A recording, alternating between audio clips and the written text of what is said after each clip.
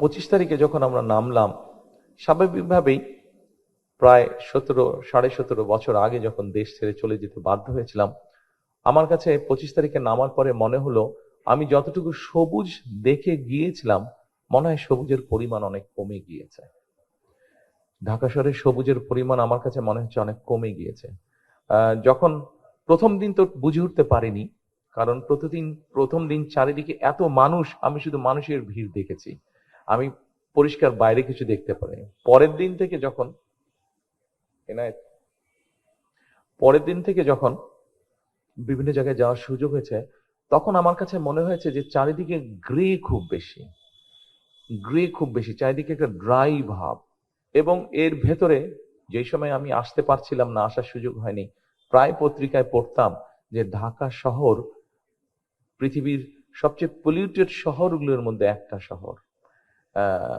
Polluted কয়েকটি 2-3টি শহরের মধ্যে ঢাকা শহর কম্পিটিশন করছে ফার্স্ট হবে কে পলিউশনের দিক দিয়ে। প্রায় বোধহয় কয়েকবার ঢাকা শহর ফার্স্ট হয়েছে পলিউশনের দিক দিয়ে। আহ সম্মানিত উপস্থিতিবৃন্দ, আমার আই হ্যাভ এ প্ল্যানের মধ্যে একটি প্ল্যান আছে। এটি ঢাকা শহর তো অবশ্যই আছে, শুধু ঢাকা শহর না, ঢাকা শহর নিয়ে সমগ্র বাংলাদেশের কে নিয়ে একটি প্ল্যান আছে আমাদের। আমাদের প্ল্যান হচ্ছে আমরা 25 বছরে, 5 বছরে আমরা 25 কোটি গাছ আমরা রোপণ করতে চাই, বছরে 4 থেকে 5 কোটি গাছ। আপনারা হয়তো বলতে পারেন, তারেক রহমান আপনি বলে দিলেন, এতই সহজ নাকি 4 থেকে 5 কোটি গাছ রোপণ করা প্রতি বছর? এই প্রশ্নটা হওয়া স্বাভাবিক। আহ আপনাদের কারো কারো হয়তো জানা আছে, সবার জানা না থাকলেও, আমাদের যে 465টির মতন উপজেলা আছে, 465টি উপজেলা, প্রত্যেকটি উপজেলায় এক একটি সরকারি নার্সারি আছে। এই সরকারি নার্সারিগুলোর বা গার্ডেন সেন্টার নার্সারি যেটাই আমরা বলি না কেন, এই নার্সারিগুলোর প্রোডাকশন ক্যাপাসিটি, অর্থাৎ চারা তৈরি করার capacity round about 25,000 on an average. আমরা যদি এটাকে প্ল্যান করে পুশ করি, এটা 40,000-এ নিয়ে যাওয়া যায়। আচ্ছা, এটা হলো 465টা। এর বাইরে আমি শুনেছি, আমি দেখিনি, আমি যতটুকু শুনেছি ইনফরমেশনের ভিত্তিতে, উত্তরা সহ আমাদের যে উত্তরা আছে, উত্তরায় বোধহয় অনেকগুলো প্রাইভেট নার্সারি আছে। গুলশান এলাকাতেও প্রাইভেট নার্সারি বেশ কিছু আছে। এভাবে সমগ্র বাংলাদেশে যত প্রাইভেট নার্সারি আছে এবং সরকারি আরো যেগুলো আছে, সবগুলো মিলে প্রায় 100,000, 1 লাখের মতন সারা দেশে নার্সারি আছে। এবং এগুলাকে যদি আমরা পুশ করি, সবগুলাকে প্রায় 40 থেকে 50 হাজার বছরে চারা উৎপাদন করা সম্ভব। আমাদের একটি টিম, আমাদের দলের মধ্যে সবাই যে সেই টিমের সদস্য তা না, কেউ কেউ সেই সদস্য, বাট মোস্টলি সেই টিমের সদস্য এক্সপার্টসরা ছিলেন যারা এই বিষয়ে কাজ করেন। সেটি জাহাঙ্গীরনগর ইউনিভার্সিটির টিচাররা তার মধ্যে ছিলেন, সেটি দেশে বাংলাদেশি মানুষ, কিন্তু বাইরে এই বিষয়ে এনভায়রনমেন্টাল বিষয়ে এক্সপার্ট, এরকম মানুষ নিয়ে আমরা একটা টিম বানিয়েছিলাম প্রায় 2 বছর আগে। এবং সেই মানুষগুলো প্রায় 2 বছর ধরে কাজ করেছেন। টেকনাফে যেই গাছটি হবে, সেই গাছটি তেঁতুলিয়াতেও হবে, কিন্তু অত ভালো হবে না, কারণ 500 মাইলের ডিস্টেন্সে ক্লাইমেট, সয়েল কিছু ডিফারেন্স আছে। হবে, কাঁঠাল গাছ তেঁতুলিয়াতেও হবে, কাঁঠাল গাছ টেকনাফে হবে, কিন্তু কিছুটা এদিক ওদিক হবে।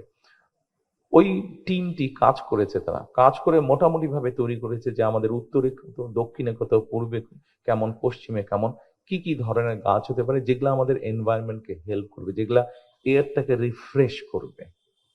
এবং এখন নিশ্চয়ই আপনাদের এখানে অনেকেই আছেন, আপনারা যারা জানেন, যাদের একটা ধারণা আছে যে এখন হিট সেন্সিং দিয়ে কিন্তু আপনি মোটামুটি ভাবে জায়গা বের করে ফেলতে পারবেন যে একটা জায়গায় কি পরিমাণ গাছ আছে। হিট সেন্সিং দিয়ে বের করে ফেলা সম্ভব, সেটা থ্রু স্যাটেলাইট সেটা বের করে ফেলা সম্ভব। আমরা বাংলাদেশের বিভিন্ন জায়গাগুলো বের করেছি, যেই জায়গাগুলোতে আমরা ছোট ছোট ছোট করে ফরেস্ট গড়ে তুলবো। কাজে কাজটা এতটুকু পর্যন্ত আমরা গিয়ে রেখেছি। বিভিন্ন সরকারি জায়গা আছে যেই জায়গাগুলো অন্যভাবে অকুপাইড হয়ে আছে, সেই জায়গাগুলোকে খালি করে নিয়ে সেখানে কিভাবে ফরেস্টেশন করা যায়, কোন ধরনের গাছগুলো রোপণ করলে পরে সেই গাছগুলো এয়ারটাকে বেটার পিউরিফাই করবে। যেমন একটি নিম গাছ আছে, নিম গাছ সাধারণত নর্মাল গাছ যে পরিমাণ অক্সিজেন তৈরি করে, একটা নিম গাছ তার 3 ডবল বেশি অক্সিজেন তৈরি করে। এটা নিশ্চয়ই আপনাদের অনেকেরই জানা আছে। কাজে এইভাবে আমরা আমাদের আই হ্যাভ এ প্ল্যানের মধ্যে এটি আরেকটি প্ল্যান, কিভাবে আমরা এয়ারটাকে ফিল্টার করব বা আমাদের পরিবেশগুলোকে তৈরি করব। আহ সম্মানিত উপস্থিতিবৃন্দ, একটি কথা এসছে এখানে। সকালবেলায় কালকে আমি সিলেট চলে যাব, ইনশাল্লাহ পরশুদিন থেকে সিলেট থেকে আমরা আমাদের নির্বাচনী পরিচালনার কাজ অফিসিয়ালি শুরু করব। তো সিলেট যেতে হবে আগামী, আমি যাব কালকে বিকালে, আমি প্লেনে চলে যাব, আমি এবং আমার স্ত্রী ডক্টর জুবায়দা, আমরা প্লেনে যাব, কিন্তু গাড়ি যেগুলো আমরা ব্যবহার করব গাড়িগুলো সকালবেলায় চলে যাবে। কেন আমি কথাটি বলছি আপনাদেরকে, কারণ কথাটি একটু আগে এখানে এসছে একজন বক্তার কথায়। তো যারা যাবেন তারা যখন কথা বলছিল আজকে না গতকালকে, তো আমি যখন সামনে ছিলাম, যে যেই কয়টা 6-7টা গাড়ি যে যাবে, তো টাইমিংটা ঠিক হচ্ছে যে কখন যাবে। তা আমি জিজ্ঞেস করলাম যে অত সকালে যেতে হবে কেন, এত তো বেশি দূর না। বললো যে আমরা যদি অমুক টাইমের মধ্যে বের না হই ঢাকা শহর থেকে, তাহলে 2 ঘন্টার ট্রাফিক জ্যামে আমরা আটকে যাব। ঢাকা শহর থেকে বের হওয়াটা একটা যুদ্ধের মতন অবস্থা। আমি শুনে একটু ঘাবড়েই গেলাম প্রথমে। এটি একটু আপনাদের সামনে আমি সকলকে একটু হালকা করার জন্য এইভাবে কথাটি বললাম। বিষয়টি নিয়ে ধারণা আমার ছিল, তবে ধারণাটা এত ভয়াবহ হবে এতটা আমি এক্সপেক্ট করিনি আসার আগে পর্যন্ত। প্রায় বছর বছরের মতন হবে, বছর খানেক আগে বুয়েটের একজন এক্সপার্ট আছেন, উনি ট্রাফিক বিষয় এক্সপার্ট। ওনার সাথে আমি আলাপ করছিলাম যে আচ্ছা ঢাকা শহরে ওনারা অলরেডি কাজ করেছেন কিছু কিছু জায়গায়, যে ঢাকা শহরে কিভাবে ট্রাফিকটাকে ইমপ্রুভ করা যাবে।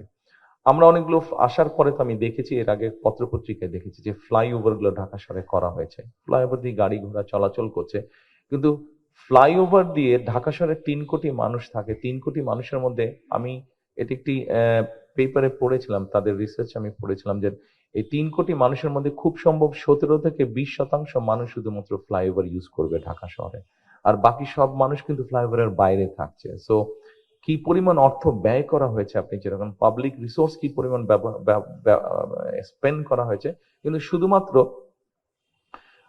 ম্যাক্সিমাম 20% মানুষ এই ফ্লাইওভারের সুবিধা পাচ্ছে। আমি ওই ভদ্রলোকের সাথে কথা বলেছিলাম যে সলিউশন কি হতে পারে। যেহেতু উনি এক্সপার্ট, সেই জন্য আমরা তো যদি এখানে আমরা বসি আমরা সব সলিউশন দিয়ে দিতে পারবো, কিন্তু সেই সলিউশন কিন্তু আসলে সলিউশন হবে না। আমাদেরকে যেই বিষয়ের এক্সপার্ট তার সাথে সেই বিষয়ে কথা বলতে হবে এবং তাদের কাছ থেকে মতামত নিয়ে কাজটি করতে হবে। তো উনি যেহেতু এই বিষয়ে এক্সপার্ট, ওনার সাথে আমি কথা বলেছিলাম, শামসুল হক সাহেব। এটি আমি, আপনারা যারা ইউরোপে গেছেন আপনারা দেখেছেন, ইউকেতে গিয়েছেন বা ইউরোপের বিভিন্ন দেশে গিয়েছেন, আপনারা দেখেছেন যে পাবলিক ট্রান্সপোর্টটাকে ডেভেলপ করার মাধ্যমে কিন্তু সমস্যার সমাধান করা সম্ভব ম্যাক্সিমাম ক্ষেত্রে। ব্রিটেনে আমি দেখেছি যে সেই দেশের এমপি বলেন, মন্ত্রী বলেন, তারা পাবলিক ট্রান্সপোর্টে কিন্তু ঘোরাফেরা করছে, সেটা বাসে হোক, সেটা ট্রেনে হোক, টিউবে হোক, তারা ঘোরাফেরা করছে। আমরা নিশ্চয়ই পারবো, কেন পারবো না? ওরা যদি পেরে থাকে আমরাও পারবো। তবে বিষয়টা হচ্ছে এখানে যে কিভাবে পাবলিক ট্রান্সপোর্টটাকে ডেভেলপ করা যায়। সেটি মোনোরেল হতে পারে, metro rail costly, metro rail থেকে লেস কস্টলি হচ্ছে মোনোরেল, এবং ওটাকে ওনাদের বক্তব্য এক্সপার্টের হিসাবে ওনারা যে আমাকে যেটা প্রেজেন্ট করেছেন, যে সেটা মনোরেলটাকে বসানো ইজি, আবার আপনি ওটাকে কন্টেনের মতন আবার আরেক জায়গায় নিয়ে গিয়েও বসাতে পারবেন, এবং ওটার খরচও কম। খরচ কম হলে স্বাভাবিক ওটার ভাড়াও কম হবে, সাধারণ মানুষের চলাচলের জন্য ওটার সুবিধা হবে।